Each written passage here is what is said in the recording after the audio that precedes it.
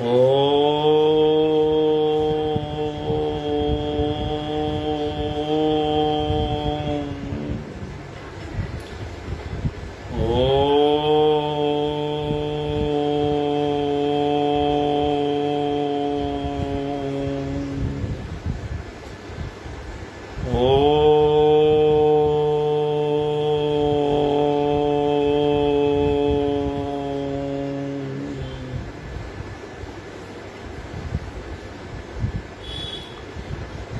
गुरु ब्रह्मा गुरु विष्णु गुरु साक्षात् परमेश्वरा गुरु पारब्रह्म स्वामी गुरुदेव महेश्वरा।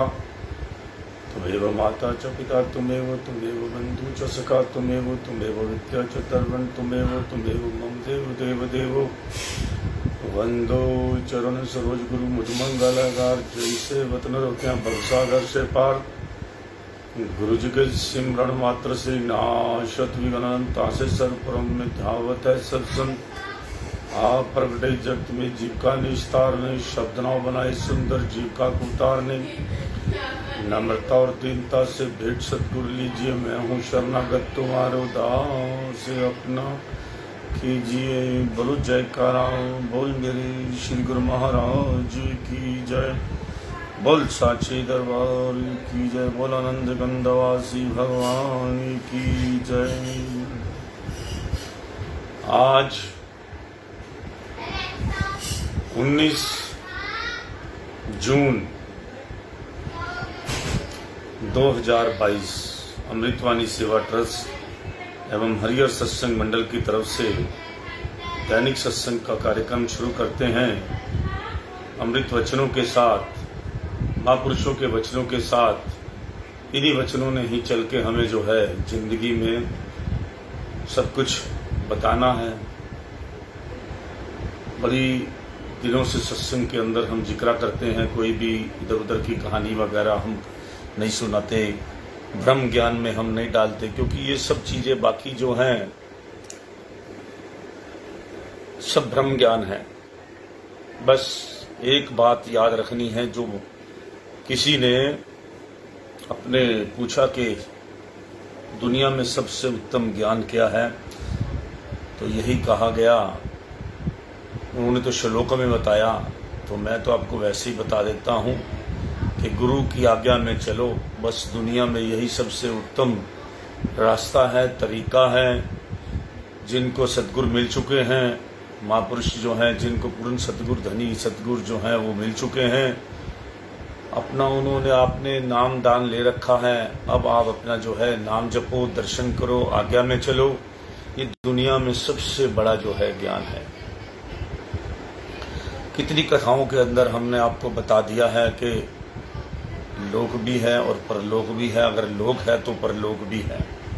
महापुरुषों ने ये हमें बताया है। अगर लोक है, लोक तो है ही है, देख ही रहे हैं आप, तो परलोक भी है। अगर जो है अच्छे मनुष्य जन्म भी है, अच्छी जन्म भी है, और उसके बाद फिर 84 लाख भी है, ये भी सच है। हर चीज सच है।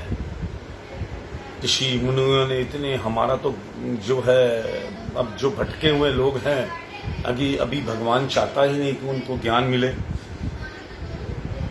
इसलिए वो ज्ञानी हैं। जिनको मालिक चाहता है ज्ञान हो, वो अज्ञानी क्यों बनते हैं, मुझे ये समझ में नहीं आती। जब हमें अपना ज्ञान मिला, हमें पूर्ण सद्गुरु मिले, हमें अपने ज्ञान पर चलना चाहिए। और जिन्होंने अच्छे काम नहीं किए, चले मनुष्य जन्म में आ गए, किसी न किसी अपना लेन देन के संबंध में आ गए, अब उनको नहीं मिला ज्ञान, तो इसमें उस मालिक का है काम जो है। हमें ज्ञान मिल चुका है तो हमें ज्ञान पे चलना चाहिए। जिसको रास्ता मिल गया वो भटकने की कोशिश क्यों करता है, बस मुझे एक बात समझ आनी चाहिए। जिसको रास्ता नहीं मिला, जो पैसे के चक्कर में घूम रहा है, जो किसी भी चक्कर में घूमना है, उसको घूमने दो। आप मत सोचो इन बातों को। हमें वो सोचना है जो हमारे मालिक हमें बताते हैं। जो दुनिया जो है जिस चक्कर में घूम रही है, माया के चक्कर में घूम रही है, काम क्रोध लोभ मोह अहंकार वासना के चक्कर में घूम रही है, लोभ के चक्कर में घूम रही है, और जो है मतलब कि कितने चक्र हैं, पर उनको उसमें स्वाद आ रहा है।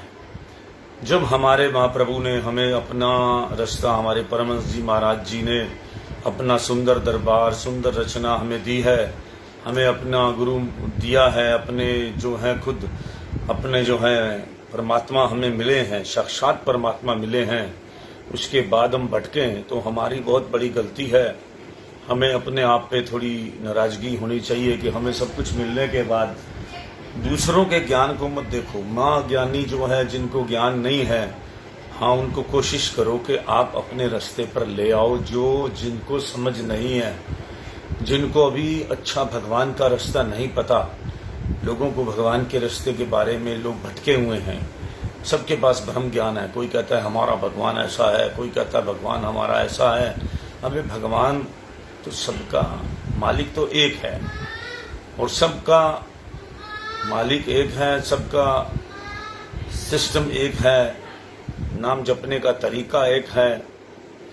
मगर हम लोग जो है विविध प्रकार के, और एक चीज को समझना चाहिए हमें कि हमें कर्मों का फल मिलना है और किसी चीज का कुछ नहीं मिलना। जितना भी पहले अभी पिछले जन्मों का मिल रहा है, जो उन्हें कर्म किए हैं, और उसके बाद अब जो कर्म कर रहे हैं, इसके अलावा ये जितने बाकी सब जो आप टोने टोटके के चक्कर में रहते हो, सब भ्रम ज्ञान है, मानसिक जो है संताप है, बाकी जो है विकृति है मानसिक। जो बाकी जितने भी आप फजूल के बात, मन के कहने पर जो भी काम करते हैं, ये सब मन आपको भटकाने में लगा हुआ है, फजूल के कामों में फंसाने के लिए लगा हुआ है। एक ही ब्रह्म ज्ञान है बस, कि अपने नाम जपो, अपने गुरु के कहने पर चलो, अपने जो रास्ता मालिक ने दिखाया है, और यही असली रास्ता है जो कलयुग के अंदर हमें सत्पुरुष मिले हैं। हर युग के अंदर भगवान जन्म लेते हैं, रूप बदल बदल कर जन्म लेते हैं, क्योंकि मनुष्य की बात ही मनुष्य समझता है। तो इसलिए परमात्मा को भी जो है वो साकार रूप में आकर जो है मनुष्य की तरह बनकर, अगर वो आ जाए, ज्योत बनकर आ जाए, या आपको रोशनी के रूप में नजर आए, तो आप तो कुछ सिस्टम और हो जाएगा। आप सोचो कि क्या होगा अगर ऐसे ही सारी दुनिया को चमत्कार होने लग जाए और भगवान कहे मैं भगवान हूँ। अब जिनकी समझ में आता है कि भगवान कौन है, उनको तो समझ आना ही चाहिए। और बाकी अभी कुदरत नहीं चाहती कि अभी कुछ ऐसा हो, क्योंकि नेचर ने भी तो अपने अपने काम कराने हैं, सब कुछ करना है। लोगों ने अपने तरीके से जो भी है, कुदरत ने अपना जो पूर्ण सतगुरु हैं, वो पूर्ण अपने जो अपने शिष्य को अपने साथ रख के अपना सिस्टम बनाना चाहते हैं। उनको ज्ञान दिया है, जिनको ज्ञान मिला है वो अज्ञानता के रास्ते पर बिल्कुल ना चले। बाकी जो भटक रहे हैं चक्रों में कि ऐसे करेंगे तो ऐसे हो जाएगा, ऐसे करेंगे तो ऐसे हो जाएगा, ऐसे करेंगे, कुछ नहीं होगा, ना ऐसे होगा ना वैसे होगा। जो होगा, जो मालिक ने लिखा है।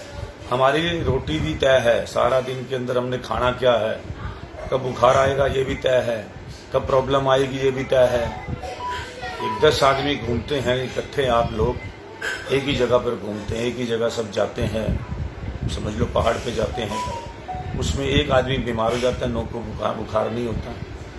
एक ही खाना 9-10 तरह के लोग खाते हैं, उसमें एक आदमी को दिक्कत आती है, बाकी 9 को नहीं आती। तो इसी तरह जो कर्म है, ये सब कर्म है, हमारा अपना अपना सिस्टम है हर आदमी का। ये दरवाजा बंद करना, हमारा अपना अपना सिस्टम है, हमारा अपना अपना सारा जो है। इसीलिए इंसान को जो है कभी भी किसी के भ्रम ज्ञान में, बेटावे में मत आए, अपना दिमाग इस्तेमाल करें, भेड़ो चाल नहीं करें। कुदरत ने हमें अपने आप हमारे अंदर अपने गुण भरे हैं, उस पर विचार करें कि हमें जो है जिस धर्म में भगवान ने हमें पैदा किया है उस धर्म को मानना चाहिए, इधर उधर भटकना नहीं चाहिए। तो इसीलिए जिस तरह से भी सब कुछ जो है, कोई कुछ बनने की कोशिश मत करो।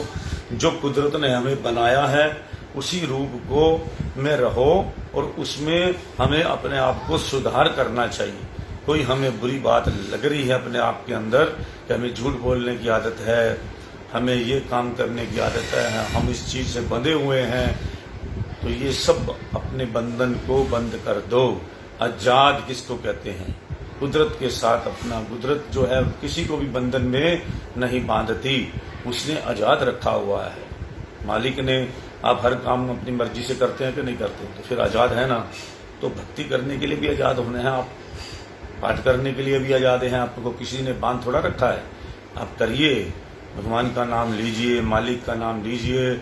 अगर मन में आता है, आपको पता लगता है पूरी जिंदगी में, क्या अगर आपकी उम्र 50 साल है, 40 साल है, 30 साल है, 20 साल है, इतने सालों के अंदर आपको इतना तो ज्ञान हो गया होगा कि हम भगवान के मंदिर में जाते हैं तो हमें आनंद मिलता है, हम भगवान के सत्संग में कहीं बैठते हैं तो आनंद मिलता है।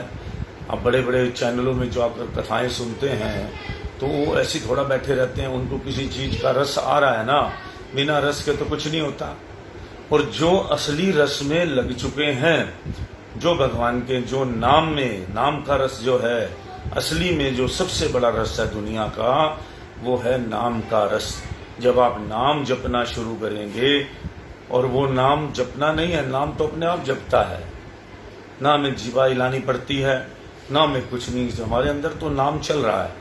सिर्फ हमने उस पर वॉचिंग करनी है, उसको उसके साथ अपने मन को मिलाना है। जो मन बाहर भाग रहा है उसको उस नाम के साथ चलाना है, उसको आदत डालनी है नाम जपने की, कि वो जब भी सोते जागते वो नाम के चक्कर में रहे, उसको रस आना शुरू हो जाएगा नाम का। तो अभी जैसे जो है, जब उसको बाहर रस दूसरी चीज़ों का आपने दिला रखा तो दूसरी जगह में भी रस आएगा। अब इंद्रियां हैं, आंखों का रस है, सारा दिन लोग जी क्या देखते हैं, उनको रस आता है ना। मोबाइल में क्या देखते हैं आप, कंप्यूटर में देखते हैं, पिक्चर में जाते हैं देखने के लिए, उसमें रस आ रहा है। किसको आ रहा है? आंखों को। तो इंद्रिय है ये। इसी तरह किसी कहीं जगह आपको सुगंधित चीज़ों का रस आता है कि यो हो खाने का दिल करता है, सुगंध आती है। तो इसी तरह जो है हर चीज का एक अपना रस है, उस चक्करों में ना फंसकर अपना एक नाम का रस जिसने ले लिया, और जिसने भक्ति का रस ले लिया, एक बार जिसने उस थोड़ा सा समय भी, एक क्षण भी उस रोशनी के दर्शन कर लिए, जिससे हम शास्त्रकार कहते हैं, आत्म शास्त्रकार, जो अपने परमात्मा की हमने रोशनी के दर्शन कर लिए, जो हमारे अंदर आत्मा है, उसमें थोड़ा सा भी हमने उसका अपने परमात्मा का रूप देख लिया, तो आपको भूल नहीं सकता उसका रस। और जिसने वो सब देखा है, महसूस किया है, क्योंकि ये बात जैसे पानी में नमक है, आपको पिएंगे तो आपको दिखेगा नहीं नमक, आप महसूस करेंगे कि पानी जो है मीठा है या इसमें चीनी है, चीनी दिख नहीं रही, भूल चुकी है वो। इसी तरह नमक है, इसी तरह पूरी सृष्टि में प्रभु सर्वव्यापक हैं, उसे कोई भी ऐसा स्थान नहीं जहां वे मौजूद ना हो, परंतु हमारी दृष्टि से अदृश्य होने के कारण हम उन्हें देख नहीं पाते। वे तो एक ही समय में लाखों करोड़ों मनुष्यों की पुकार सुन सकते हैं। कोई उन्हें हार्दिक अंतर स्वर से पुकारे तो सही। हमारे अंदर आत्मा है, सारे जीवों के अंदर आत्मा है। दुनिया का कोई ऐसा इंसान नहीं जिसमें आत्मा नहीं है, और उस सभी आत्माओं का परम पिता परमात्मा बैठा है।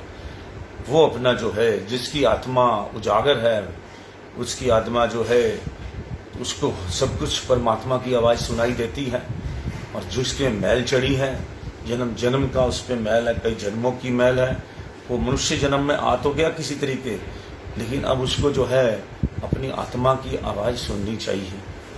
अब उसके ये भी संस्कार हैं, ये भी कर्म हैं। तो इसलिए जब आपको समझ आ जाए, कुछ भी ज्ञान आ जाए, भगवान की तरफ सोचिए कि मुझे भगवान की तरफ लगना है, उसके दर्शन करने हैं।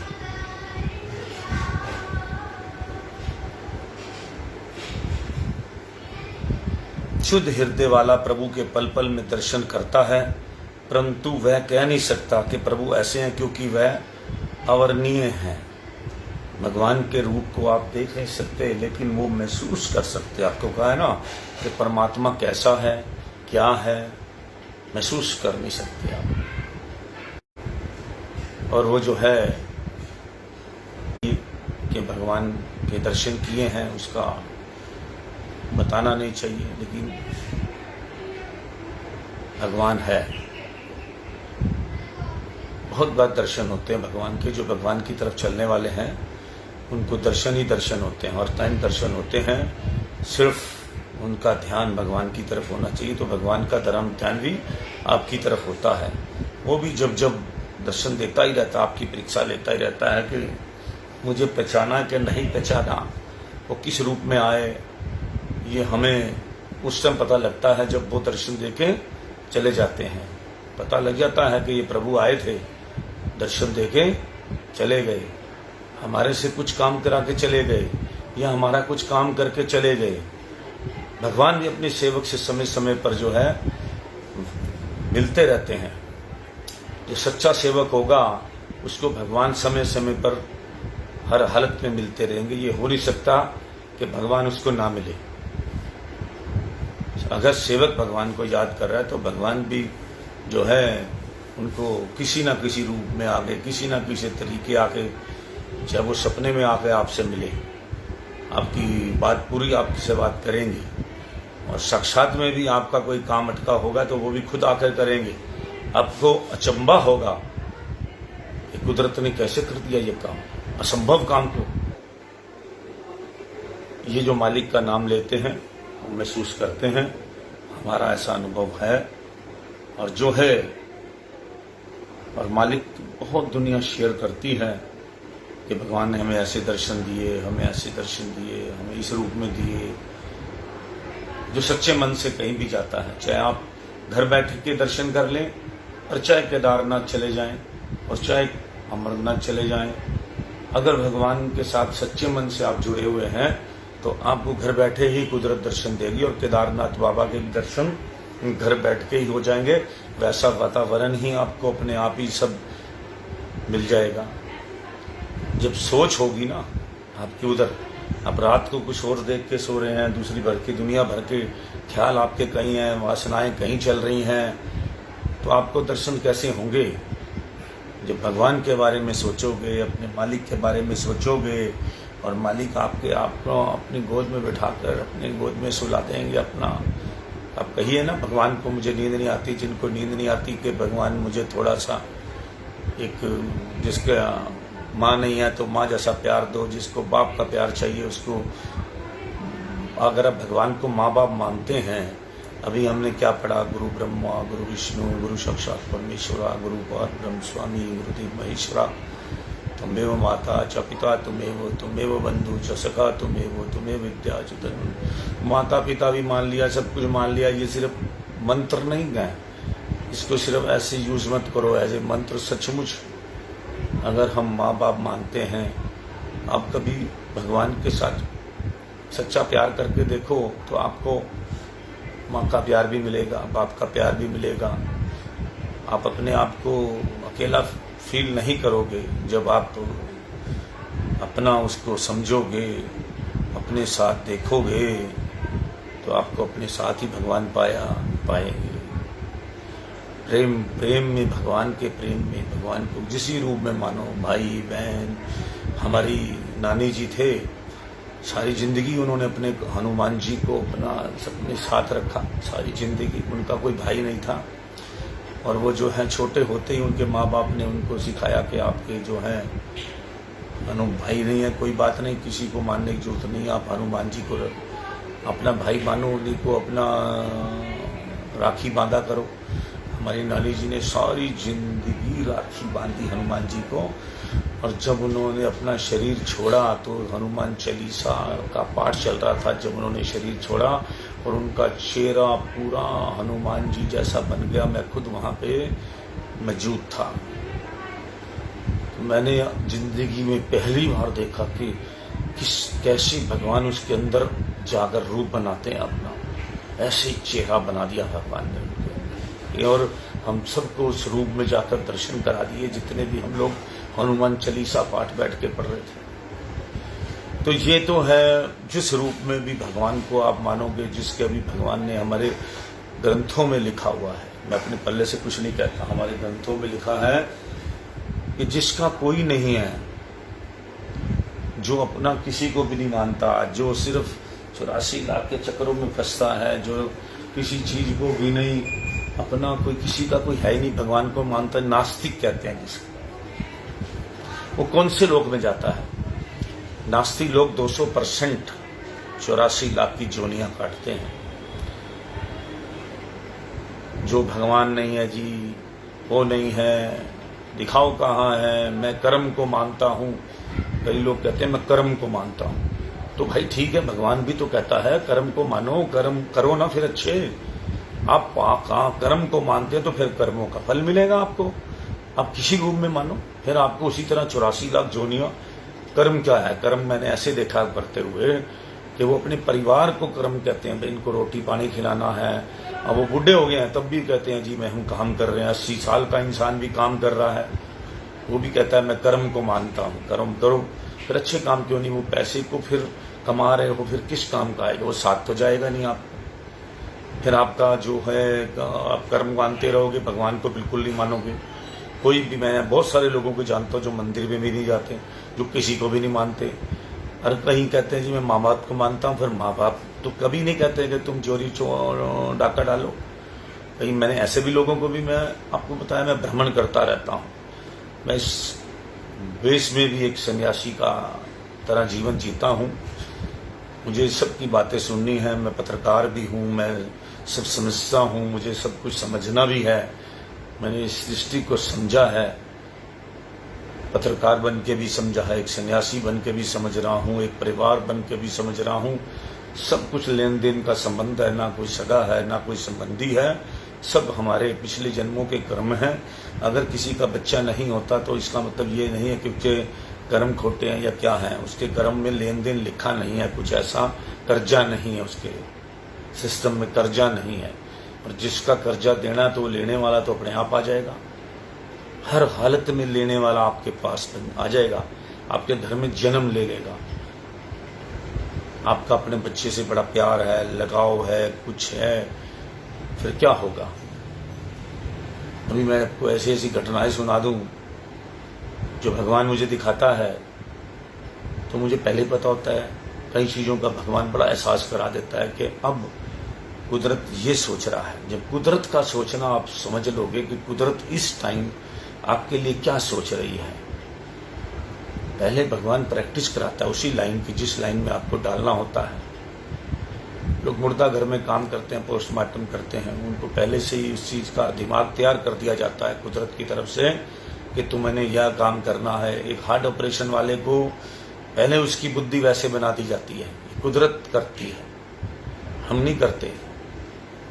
हर आदमी को सब कुछ नेचर के हाथ में है। हर अच्छा बुरा काम करने वाले को नेचर पहले से ही उसकी ट्रेनिंग देती है कि आपका रोल ये रहेगा, आपका रोल ये रहेगा, आपका रोल ये रहेगा। कोई आदमी डॉक्टरी कर लेता है, वो डॉक्टरी नहीं करता, उसके साथ डॉक्टर, बहुत लोगों के साथ डॉक्टर लगा हुआ है, लेकिन वो IAS बन जाते हैं। उसके बाद फिर वो IRS कर लेते हैं, IPS बन जाते हैं। कोई आदमी पुलिस में है, पुलिस निकल कर उसको दिल नहीं लगता, एग्जाम देता है, दूसरी जगह पहुंच जाता है। उसने मन की पहले मानी होती है या उसका जीवन चक्र ही ऐसा है। हर आदमी का अपना एक जीवन चक्र है। लेकिन एक बात सच्चा रखो, दिमाग में याद रखो, नदियां अनेक हैं, समुंदर एक है।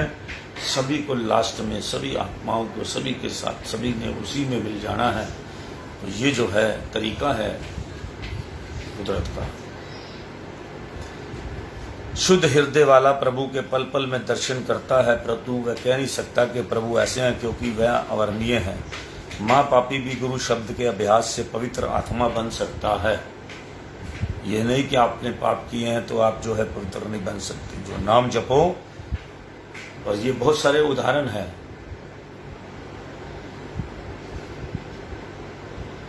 ये हमारे को बहुत लोग ऐसे मिले हैं जिन्होंने भगवान का रास्ता जब पकड़ा तो उसके बाद दुनिया बदल गई उनकी। तो इसलिए है माँ पापी भी गुरु शब्द के अभ्यास से पवित्र आत्मा बन सकता है। जिस पाप के लिए पश्चाताप करते और मालिक से क्षमा याचना करते हो, उसे पूरा ना करने का दृढ़ संकल्प करो तथा मालिक से शक्ति मांगो तो क्षमा एवं सहायता मिलेगी। अगर आप पहले तो आपने बुरे काम किए हैं, कुछ भी किया है, और अब आप अच्छे रास्ते पर चलना चाहते हो, आप चाहते हो कि मेरे को पुराने पापों का फल ना मिले, तो वो भगवान के हाथ में पूरी ताकत है। आपको सच्चे दिल से उसका पश्चाताप करो और उसको उस काम को मालिक से क्षमा याचना करते हुए उसे पुनः न करने का दृढ़ संकल्प करो तथा मालिक से शक्ति मांगो तो क्षमा एवं सहायता मिलेगी। अन्य सर्व आश्रय व्यर्थ समझकर एक श्री सद्गुरु का आश्रय लो तो कठिन समय उपस्थित नहीं होगा। आप इधर उधर सारे ढूंढते हो, जब दुख होते हैं या कुछ भी होता है, दुख और सुख के अंदर दोनों समय आपको परमात्मा याद आना चाहिए। कोई अच्छा काम करने लगो तब आप अपने आप को अपने गुरु याद रखने चाहिए कि पहला गुरु को पूजना है, उनको मनाना है, गुरु के घर जाना है, उनकी बात को मानना है, उनसे आज्ञा लेनी है, उनसे समझना है। तो गुरु को अपने मतलब के लिए, अपने स्वार्थ के लिए कुछ नहीं बताएंगे। वो जो भी बताएंगे किसी काम के लिए, आपका मन जबरदस्ती है कि मैं गुरु को कहूँगा तो शायद गुरु इस काम के लिए मना ना कर दे। कई लोग इस डर के मारे काम उधर गुरु के पास जाते ही नहीं है, पूछते ही नहीं है कि भाई मेरे मन की ना चलेगी तो फिर गुरु जी की चल जाएगी। तो ये भी गलत बात है। अगर गुरु मना कर दे किसी काम को तो उस काम को कभी भी ना करें, क्योंकि वो आपको लंबे समय में जाकर या जब भी समय जाकर आपके लिए बड़ा नुकसानदायक होगा। तो इसलिए आज्ञा में रहकर जो भी काम करो वो हमेशा आज्ञा में रहकर मन के हिसाब से चलेंगे तो आपको जो है फिर आपको गुरु कहेगा ठीक है अपने मन के हिसाब से चल रहे हैं तो इनको अपना करने दो। फिर वो आपका जो है सिस्टम जो है सुधरेगा नहीं, वो बिगड़ेगा। तो इसलिए हमेशा अपनी गुरु आज्ञा में रहकर गुरु घर के अंदर आवाज़ आएगी आपके गुरु की कि हाँ जी ऐसा करो, तो ऐसा आपको करना है। जिस पाप के लिए अन्य सर्व आश्रय व्यर्थ समझकर एक श्री सतगुरु का आश्रय लो, कठिन समय उपस्थित ही नहीं होगा। जो सतगुरु के वचन का उल्लंघन करता है वह दुखी रहने का स्वयं प्रयत्न करता है। जब भी सहायता चाहिए तो मालिक के आगे सच्चे मन से प्रार्थना करो। बुरी बात मत सुनो, बुरी तरफ मत देखो, बुरे शब्द मत बोलो और ना ही बुरे विचार सोचो। सतगुरु का द्वार ना छोड़ो तो एक ना एक दिन अवश्य निहाल हो जाओगे। तुम वर्तमान की सोचो, भविष्य की भगवान स्वयं सोचेंगे। गुरुमुख संसार में भ्रमण करते हैं और स्वयं रमण करते हैं। संसारी संसार में रमण करते हैं और स्वयं तक उनकी पहुंच ही नहीं। सद्गुरु को वही सेवक प्रिय है जो उनकी आज्ञा का पालन हितचित से करते हैं। साधक को मन, वाणी और कर्म से पवित्र जीवन व्यतीत करना चाहिए। किसी की उन्नति देखकर उससे ईर्ष्या मत करो, अपितु प्रसन्न हो और उनके सद्गुरुओं को स्वयं में धारण करने का प्रयत्न करो। क्रोध और ईर्ष्या से सदा बचो, यह आत्मोन्नति में घातक शत्रु है। याद रखो, दूसरे पर क्रोध करने से पहले आप भीतर ही भीतर स्वयं को जलाते हो। दूसरे के अपराध को क्षमा कर देना वीरता है और उसके प्रति बदले की भावना रखना मानसिक दुर्बलता है। प्रतिदिन प्रातः उठकर सोचो कि आज का दिन मेरे लिए बहुत महत्वपूर्ण है और उसे अधिक से अधिक उपयोगी बनाना है। जीवन में कभी भी निराश और उदास मत हो, आशा और उत्साह से अध्यात्म मार्ग पर अग्रसर हो। सदा समय की कदर करो, बीता समय फिर हाथ नहीं आएगा, इसलिए अभी से वर्तमान समय का अधिक से अधिक लाभ उठा लो। तो इसलिए जो है आज के अमृत वचन यही समाप्त करते हैं। सत्संग मनुष्य को संसार में बड़े विचार से रहकर अपने कर्तव्य को हर तरफ से ख्याल में रखते हुए अपने जीवन का सफर तय करना है। समय अपना काम करता है, वह किसी की प्रतीक्षा नहीं करता। अब इसी समय के अंदर जिसने कुछ कर लिया वह उतना ही लाभ प्राप्त करेगा। जिसने इस लक्ष्य को समझकर कुछ काम सवार लिया तो अच्छा है, नहीं तो गफलत और मन के धोखे में रहकर वह हानि उठाएगा। वास्तव में तो उसे लाभ प्राप्त करना था, परंतु मन व माया के धोखे में आकर लाभ की अपेक्षा हानि प्राप्त की। मन व माया की लपेट में आकर वह 84 लाख योनियों के चक्कर में पड़ गया। जैसे रोशनी व अंधेरा दो पहलू हैं, इसी तरह कुदरत की रचना में प्रत्येक वस्तु के दो पहलू हैं, सुख दुख, दिन रात, सत्य असत्य, बुरा भला, आत्मा शरीर, माया व भक्ति, ये सब दो पहलू हैं। गुरुमुख पुरुष माया में बरतते हुए भी भक्ति को ग्रहण करते हैं, जैसे व्यवहार में माया को की प्राप्ति करने के लिए बहुत से कष्ट, बाधाएं और परीक्षाएं सामने आती हैं, इसी तरह परमार्थ व भक्ति के रास्ते में भी कई बाधाओं का सामना करना पड़ता है। गुरुमुख इसी राह पर चलते हुए अपने आप को मन व माया के चक्कर में से बचाकर भक्ति में सफलता प्राप्त करता है। जब जीव माया के पंजे में फंस जाता है तो उसे आनंद का धाम भूल जाता है, लेकिन गुरुमुख पुरुष अपने सद्गुरु की शरण लेकर स्वयं को माया की लपेट से मुक्त कर लेता है।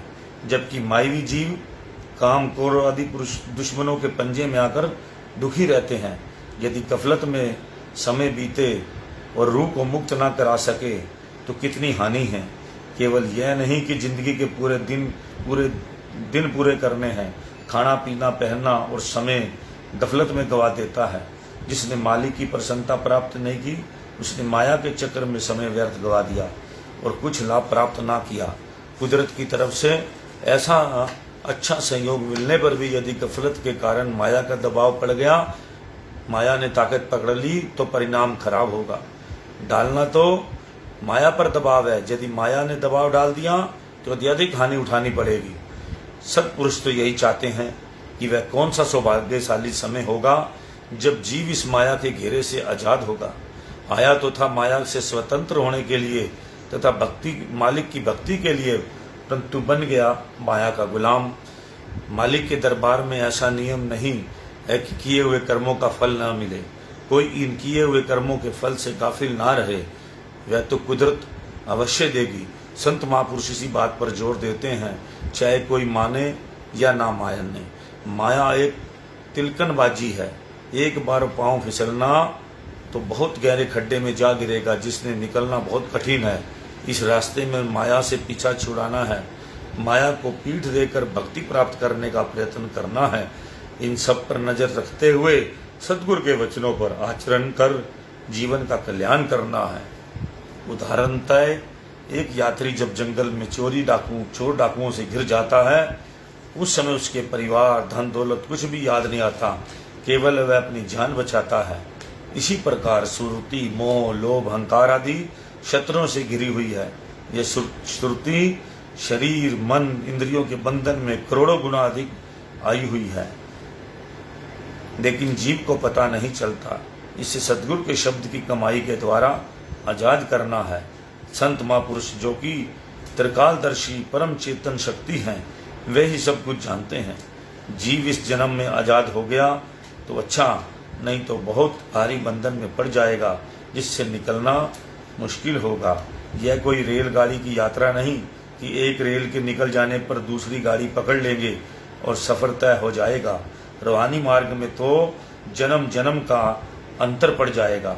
यह एक नाजुक रास्ता है जिसे केवल संत महापुरुष ही जानते हैं कि जीव काल और माया के चक्र से कैसे छुटकारा पा सकता है। यदि सद्गुरु की आज्ञा, मौज व वचनों पर विश्वास करके अमल करोगे तो सब बंधनों से आजाद हो जाओगे। संत महापुरुष जो भी करते हैं जीव की भलाई के लिए करते हैं। वे केवल जीवों के कल्याण की खातिर ही ऐसी रचना रचा देते हैं ताकि प्रेमी गुरुमुख सद्गुरु दरबार की सेवा, आज्ञा व श्री मौज अनुसार करके भक्ति के हीरे जवाहरात प्राप्त कर माला माल हो सके। गुरुमुखों का कर्तव्य है कि श्री वचनों पर आचरण करते हुए जीवन का कल्याण करें। इस प्रकार समय समय पर सद्गुरुदेव महाराज जी श्री वचनों द्वारा गुरुमुखों को चेतावनी देते रहते थे ताकि गुरुमुखों के विचारों में दृढ़ता बढ़ती जाए। सब गुरुमुख प्रेमियों को अपनी अपनी सेवा में लगाकर आप स्वयं सबकी देखरेख करते और कुछ महात्मा जन भी आपके लिए नियुक्त किए जो कि समय अनुसार सब सुव्यवस्था और आवश्यकताओं की पूरी करते थे। तो ये तीसरी पातशाही महाराज जी के वचन हैं, जो दुर्लभ वचन हैं। उन्होंने समय समय पर जो है अपना जहाँ भी गए तो अमृत वर्षा करते थे अपने वचनों की।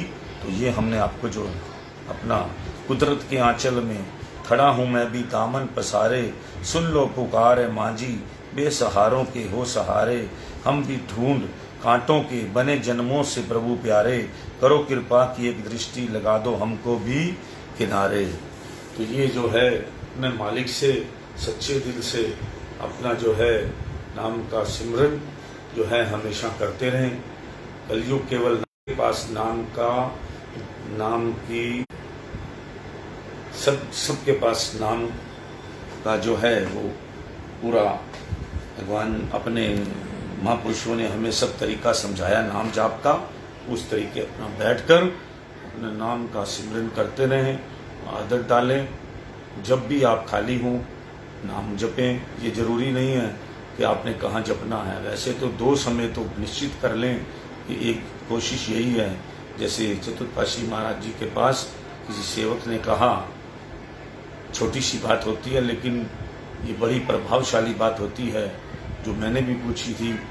और जो है उन्होंने कहा कि मेरा मन में नाम में नहीं लगता, तो उन्होंने कहा कि आप नाम जो है आप एक जगह बनाइए, स्थान बनाइए और समय पर, एक फिक्स समय पर नाम की जाप करें।